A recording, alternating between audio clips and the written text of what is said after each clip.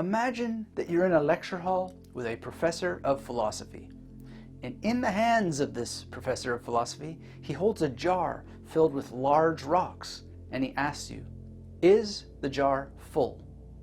The professor asks for a show of hands, and you look around and see that everyone around you looks at the same jar you're looking at and answers that the jar is full. And you hear the professor laughing at this response. And then you hear him unscrew the jar and add a handful of pebbles. Is the jar full now? He asks, after you see all the pebbles fall between the rocks. And again, everyone around you agrees, yes, the jar is full. But again, the professor laughs. Then he pulls out another jar, this one full of sand, and proceeds to fill the jar, and the sand pours through the rocks and pours through the pebbles, filling the rest of the available space. And then he asks, is the jar full? Now we'll get into the moral of this story later, but for now, take a deep breath in and a deep breath out, and really imagine this stream of sand as the professor in your mind pours the sand into the jar with the rocks and the pebbles. And if you find it distracting to follow your breath, just allow that instruction to go. Some people find it very, very welcoming, relaxing, warming to follow the breath as they go through guided meditations. But you can also just allow that to go and imagine the image of streaming sand. Hear it in your ears, feel it in your hands. Imagine streaming is like the jar with the stones. Image streaming is like this. There's endless room to add more until that streaming is complete and full and you are perfectly connected with the now. And if you only see the image of the sand streaming into the jar, then it's not full. But if you add sound, the way the professor added pebbles, it is still not full. When you add sound and sight and feelings to your stream of imagery, you're getting closer to the fullness of image streaming. And so in today's image streaming guided meditation, we're going to focus on developing this skill. Now to be clear, I'm not talking about Win Wenger's image streaming. In his book, The Einstein Factor, Wenger says image streaming consists of describing aloud in as much detail as possible to a live listener or an audience, or to a tape recorder as a potential audience, while observing the ongoing stream of sensory imagery of all kinds. I suppose there's value in this definition, but there's also pseudoscience and a stunning lack of awareness about Einstein. For one thing, Einstein is not known to have considered himself a genius. He probably had no time for such imprecise terms. If you've read The Unexpected Einstein, you'll be aware of just how humble Einstein was about his discoveries. As Walter Isaacson shows in Einstein, His Life and Universe, Einstein had every reason to be modest, as we're being modest now as we start to stream these ideas through our minds about Einstein. Einstein had actually borrowed the imagery he streamed from Aaron Bernstein, and you might know that imagery about a speeding bullet approaching a train and other mental exercises. This author, Aaron Bernstein, was the influential author who took his readers, including Einstein, on an imaginary journey through space. He asked his readers to imagine being on a speeding train as a bullet was shot through the window. Imagine that now, but take this opportunity to do more than just see it. Hear that bullet flying through the air. Imagine the physical impact of being a bullet as it crashes through the windows or through the steel wall, or however this image of a speeding train and a bullet comes to you. And was image streaming part of how Einstein formulated the equations involved in general relativity? Absolutely not. Image streaming is a term Wenger apparently invented. If anything, Einstein was mentally replaying images and concepts from Bernstein. Now, this does not diminish Einstein's accomplishments. Rather, it places them in context and allows us in this guided meditation to ask a better question. Did Einstein use an image visualization technique to arrive at his conclusions? Absolutely. And you can too. So if you're new here, this is Dr. Anthony Metivier from magneticmemorymethod.com. I invite you to hit that thumbs up, get subscribed, and let's start with some basics about image streaming. And again, if you want to, follow your breath in and out as we go through this experience. And close your eyes if you like. Describe what you experience when you close your eyes. If you don't see anything, which might be the case if you have aphantasia, help your brain to start seeing images. Start by gently rubbing your closed eyes like a sleepy child. Then describe the bright, sparkly light that you might see behind your closed retina. Be gentle. Make sure, if you have any concerns, to see a doctor first, and maybe look into a candle for 30 seconds or so, or through a window which has strong light and dark contrast. Don't look into the sun or anything like that. Do nothing that would ever cause you any damage. Just something to create an afterburn effect so that when you close your eyes, you can see something like a blob of light or color and describe that blob of light. Do the best that you can. Don't make it a perfectionist game. Just do what you can and allow this to be like an image stream. Now, it's not just what you describe here. It's what you describe here, including the words, including all the possible sensations of the words. So you may remember from previous guided meditations, the Cave Cog's formula. You can have a kinesthetic sense of what this light might be like. For example, does it feel warm? Or does it have any kind of physical sensation? If you've just rubbed your eyes gently, you might have a description of that, and you can stream that in. Maybe you can imagine a sound of what that light might be like, a high frequency light, for example. And if you do see visuals, then you can imagine what it would be like to see these visuals in words, the actual letters of the words that you're using to describe it. So for example, if it's white, you can imagine seeing W-H-I-T-E as it comes into the frame, and you stream it together along with that high frequency sound, along with that feeling of it being warm, or maybe it's cold. You can describe all kinds of things, bringing it together. Remember that jar. It is never full until you absolutely fill it. There's all kinds of gaps between what we're streaming as we follow these instructions, and you can fill it in by adding one more thing. For example, does that light that now has some sort of physical sensation, that has some kind of sound, that has some kind of visual characteristic, even if it's just spelling out the letters of the visual characteristic? What else could you add? You could add, for example, a concept, like is it a star? Is it something that has a smell? Does it have any kind of taste? What's the size? You can add all kinds of dimensionality. There's always room to pour more into this jar to fill in those gaps. And then the next step is to describe a memory that you can not necessarily see, but remember from the past. And the important thing is to describe this memory using all of your sensory details, meaning that you use all of your senses of sight, your hearing, your taste, your smell, and touch to describe this memory that is coming to you now. Whatever memory it is, it might be about your family or school.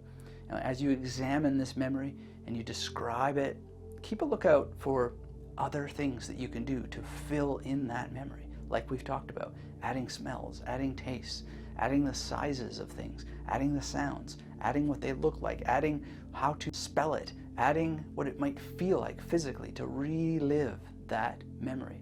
And describe everything as quickly as you can. Speed up the process. Make a focus on speeding up the process, and then switch to slowing it down. Slow it down as slow as you can go, keeping your focus on the idea that you can always add a little bit more to fill in those gaps. All the different senses. There may be many more senses than I've listed that you experience, that you know about. Add them in and practice this.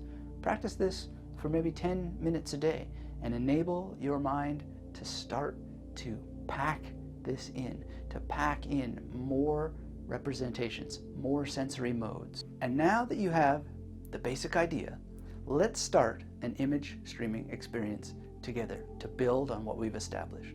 I want you to remember the image or the idea that you experienced of this professor in the lecture hall. But this time, instead of filling the jar with rocks, imagine that this professor is filling it with balls of ice. Now, what do these balls of ice look like? What words would you use to describe their visual character? Are they transparent? Are they white? Are they cracked? There's no right or wrong answer. Simply dive into your experience as it arises and give it some words, whatever words arise. And if no words arise, simply and gently and in a way that honors the precious experience of consciousness you are blessed to experience, ask yourself, what is it that arises? Can you sit with whatever arises as you think of this jar filled with balls of ice? Can you be comfortable with it? Can you embrace it with love, or if not with love, with patience, acceptance, understanding? I know a lot of people are very frustrated because they cannot see images in their minds. And I can only suggest that you might be able to get there. And in my own experience, progress comes from working with what is right now, not hoping or wishing and praying that things were somehow magically other than what they are. Use power, not force. And I'm confident you can get there. And if you need more help, you can check out our guided meditation on hyperphantasia, which can help you practice this being with the consciousness that you do have in all of its fullness, realizing that whatever that fullness is, you could probably pack it even fuller, just as the professor finds more materials to put into that jar. So bring these balls of ice to mind and hear them. Do they clink against the glass jar? Or is it some other sound? What is that sound? Like the ice cracking. And what does it feel like? What does that cold feel like in the professor's hand? The cold of the balls themselves, the cold that the balls have transmitted to the glass jar. Can you feel those differences? Can you be the professor by using your imagination to adopt their experience? And if you're struggling with the vague idea of an imaginary professor, can you take an actor that you enjoy, or some fictional character from a cartoon you've spent lots of time with, and see this person pouring balls of ice into a jar? It could be Tom Cruise or Spider-Man or whoever you choose. If you can't think of someone, just start with the letter A of the alphabet. You can rotate between people if you wish, using the alphabet. Start with Al Pacino, go to Christian Bale. And for example, I can remember a friend that I have named Adam and have him pouring the balls of ice into the jar. And then I can switch to another friend named Brad. And then I can switch to my Aunt Cassie for C, my Uncle David for D, Einstein, who we've talked about already today, for E, my friend Frank for F, and so on and so on. And as you do this yourself, it may feel like a bit of a stretch. You might not be used to thinking this way alphabetically, but it is the core of how memory techniques work. And so the sooner you start practicing, the better. And you can stream the alphabet one letter at a time, switching from association to association to association, simply by following the alphabet forward and backwards. Zebras with yellow xylophones, for example. Z-Y-X backwards. Now notice how switching from one person or object to the next changes the tone and the texture of the image streaming experience. You can do this with your professor. He can be that zebra. He can be a yellow zebra with a xylophone that he's using to stack those balls of ice in. Notice how you can extend this exercise for a very long time, never filling the jar, which, as we know, cannot be filled by balls of ice alone. There are plenty of gaps, and you can slow the process down slower and slower, connecting it with your breath. Or you can speed it up, perhaps also connecting it with your breath as you breathe a bit faster. Just keep awareness on your breath if that's right for you. Breathing deeper and deeper, relaxed deeper and deeper, as you switch now from balls of ice to adding chips of ice that fall in between the balls of ice. And who do you have now? Is it Grover from Sesame Street for G, Harrison Ford for H, Ian MacKaye from Fugazi for F? Where are you in the alphabet? Keep rotating and keep noticing how the tone and the tenor and the texture of the experience change as different figures pour the ice chips into the jar. Do the sounds change when the figure changes? Ian MacKaye from Fugazi probably pours ice chips at a different rate than Grover from Sesame Street. And how do the frozen hands feel in these different figures? Do they have different attitudes? Can you track both the sight, the sound, and the feeling at the same time in your mind as you image stream from figure to figure to figure? And what does it even mean to track these multiple sensations in your mind? How would you describe that? Do you have room in your jar of consciousness to put in another level of meta-consciousness, tracking what you're doing and describing what you're doing as you do it? Is there room? And ask yourself, is there ever a time that you aren't image streaming multiple levels and layers? What are the implications of your answers to these questions? If you say no, what are the implications? If you say yes, what are the implications? This is now entering the conceptual mode of the 8 magnetic modes, and we can switch now to adding snow, packing in snow that behaves like sand to fill in the gaps between the balls of ice and the ice chips. And what is the concept of what we're doing now? Is there a moral to this story? The moral of the sand and stone and pebble story? Or the balls of ice and chips and snow story? Often when this story is told, it is to express the moral that starting with sand first means there would be no room for rocks or pebbles. And likewise with the things you let into your life. When we spend all our time on the small and insignificant grains of sand in our lives, we run out of room for the big stones that are actually important. But when we place the stones first, the big and important things in our lives, we have all the room we need for the smaller things. Now, how does this moral, conceptual sense of this story change as you keep rotating through the alphabet, through the figures? Are the balls of ice melting as you practice this image streaming exercise with me now, breathing in and out more and more relaxed with each and every breath, each and every ball of ice and every chip and every snowflake melting as we speak? And does this conceptual mode we're adding to our jar of consciousness change the meaning of this act of image streaming for you? It sure does for me. But what changes for you? Does the moral make sense? Let's shift now to the spatial mode. And if you can, keep changing figures, following the alphabet, one letter at a time. If you can't think of a figure for a letter, don't get discouraged. Just skip ahead.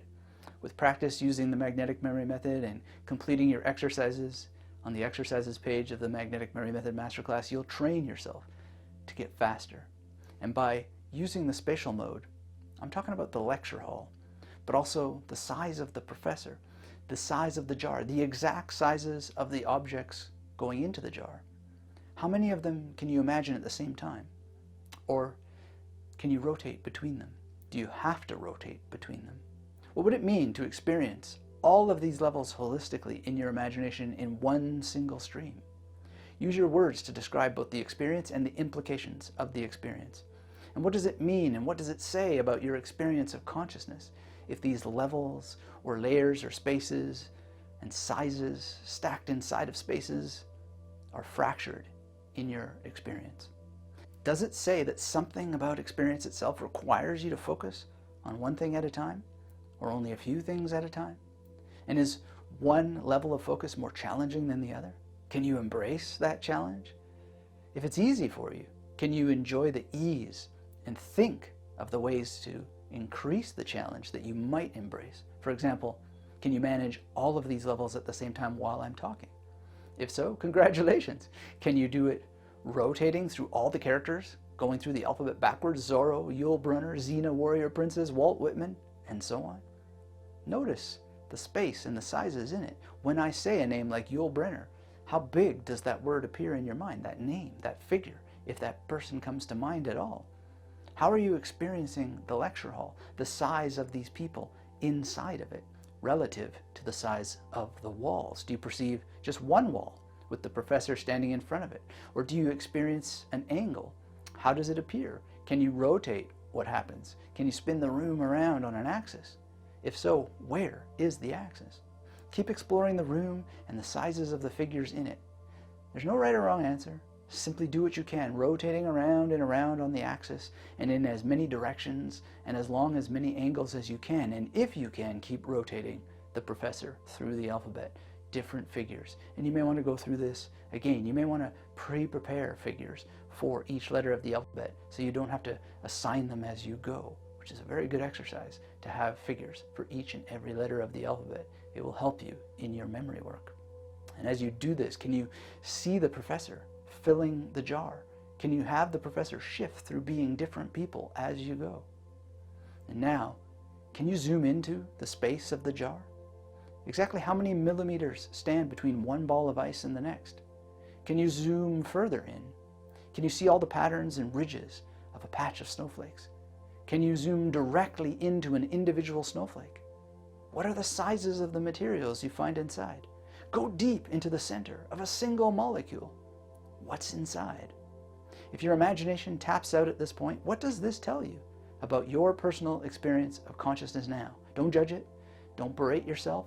If you haven't studied chemistry and don't know what mysteries lurk inside of a molecule of water, just notice. And if you do know, what are the sizes of those ingredients?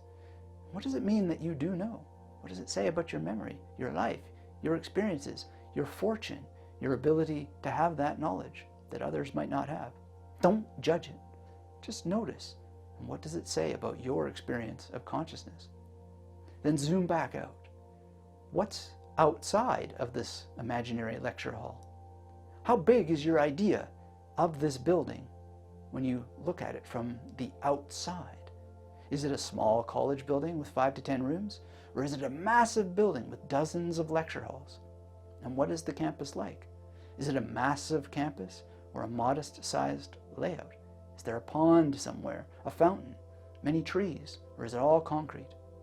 Is it in the middle of a city or out on the fringe?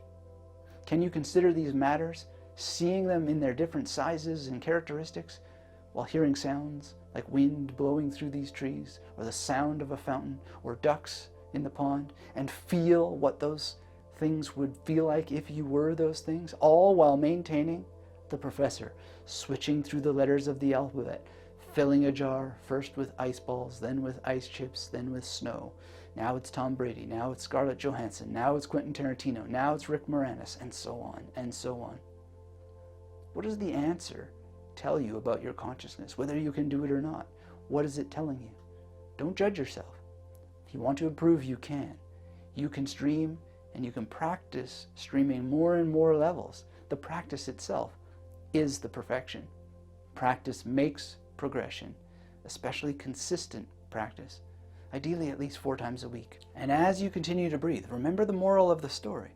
If you fill your jar with insignificant detritus and minuscule miseries, you're not going to have space for the epic-sized things that matter in life. What are those things? That's entirely up to you. And we have many resources on this channel that can help you figure that out, including training on creating a vision statement for your life, which I would recommend. And it should involve memory-based meditation training, or MBM, which is what we've been doing today. And remember that I chose ice for a reason, because it melts, just like our life is running out. And so the time is now to really focus on placing those big objects in your jar first. If you enjoy experiences like these, get subscribed. Check out the free memory kit at magneticmemorymethod.com/YT, and consider watching one of our other guided meditations next, starting either with what is memory-based meditation, or perhaps the hyperphantasia guided meditation. Thanks as ever to everyone who supports this channel, and until we have a chance to speak again, keep image streaming. Feel free to go through today's experience again as many times as you wish, and until we have a chance to meditate together again, keep yourself magnetic.